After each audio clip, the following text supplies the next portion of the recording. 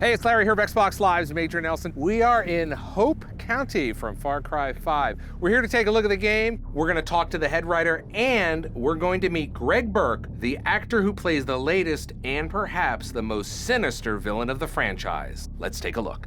Drew, set the stage for Far Cry 5 for us. Far Cry 5 brings the franchise to America for the first time, specifically to Hope County, Montana, where a doomsday cult led by Joseph Seed called the Project Eden's Gate has taken over the county, and the player is a rookie sheriff's deputy who's tasked with trying to arrest him.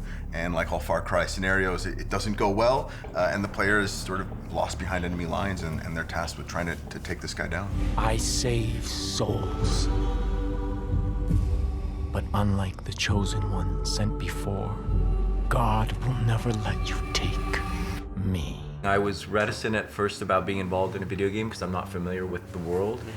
And then they sent me some writing for Joseph, this monologue in particular, that was one of the most harrowing pieces of writing that I'd ever got to tackle.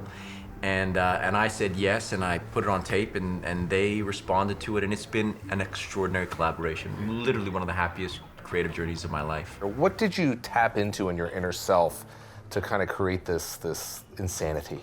Well, I think that it's a character who has been stripped of the comforting insulation of love as a child, and people that are alone and frightened, they build a system around themselves, a belief system around themselves. So for me, it was struggling with the loss of love and really needing to connect to people and have people in my world and create this family. And there's also the element of being ordained by God, hearing God's word and trying to fulfill his prophecy and save as many people as I can. So it was a dark currents that we tended to swim in, but they were rewarding in the end.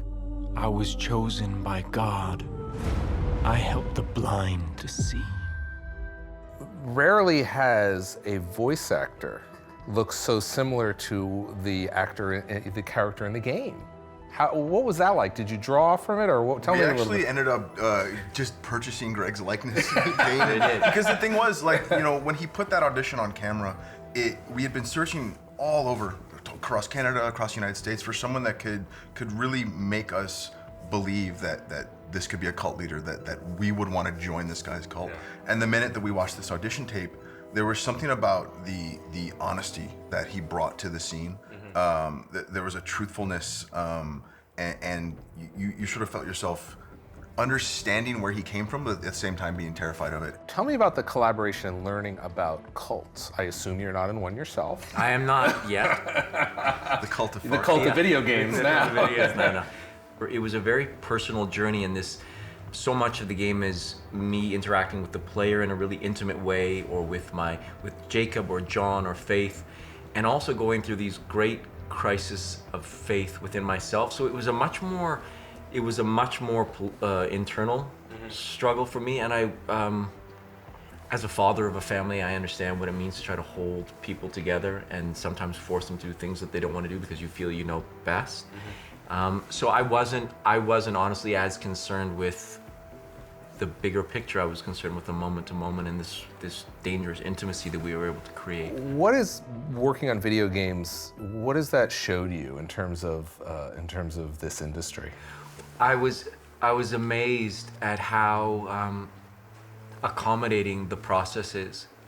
After the first little bit, you get used to the suit and the dots and having a camera and a light right in your face, and I can't speak for every video game, but the Ubisoft team that I was lucky enough to work with had such a respect for the process of finding an emotional truth, that everything in the VOM was geared towards creating those moments. And it was like doing a play. It was a little bit different than film, but to me it was the closest approximation was doing a play. And you still are trying to create truthful, honest moments with either the other characters in the game they're interacting with, or we were also very lucky that the player was represented not just by a camera, but there was a person wearing it, so I could actually talk to someone and commune with someone as we were recording it. I really was overjoyed and surprised by the process. I didn't know what it would be like, and it was really intimate, and you were able to go to some very honest, difficult places.